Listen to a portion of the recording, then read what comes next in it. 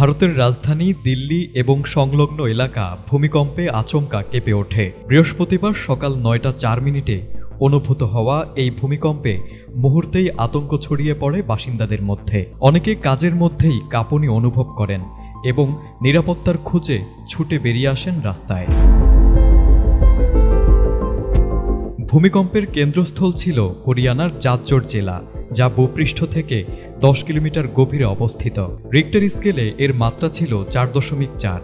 যদিও এটি খুব শক্তিশালী ভূমিকম্প নয়, তবে হঠাৎ কম্পনের কারণে মানুষজন ব্যাপক ভয় পেয়ে যান। হরিয়ানার এক বাসিন্দা বলেন, আমি ছাদে কাজ করছিলাম, হঠাৎ দেখলাম মাটি কাঁপছে, সঙ্গে সঙ্গে নিচে নেমে সবাইকে বাইরে নিয়ে এলাম।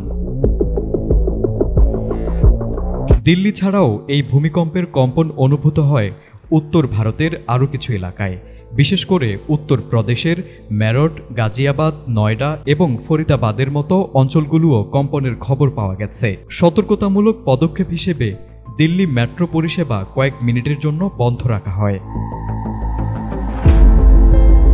জানা গেছে, এখনো পর্যন্ত কোনো বড় ধরনের ক্ষয়ক্ষতির খবর পাওয়া যায়নি। কারো আহত হওয়ার তথ্যও পাওয়া যায়নি প্রশাসনের তরফ থেকে।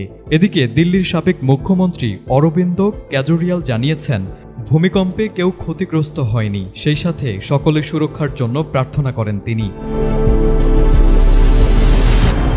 দিল্লি এমনিতেই ভূমিকম্প প্রবণ এলাকা হিসেবে পরিচিত, তাই মাঝারি মাত্রার কম্পন হলেও সাধারণ মানুষের মধ্যে ভয়ের আবহ তৈরি হয়। বৃহস্পতিবারের ভূমিকম্প সেই আতঙ্ক আবারও চোখে আঙুল দিয়ে দেখিয়ে দিল।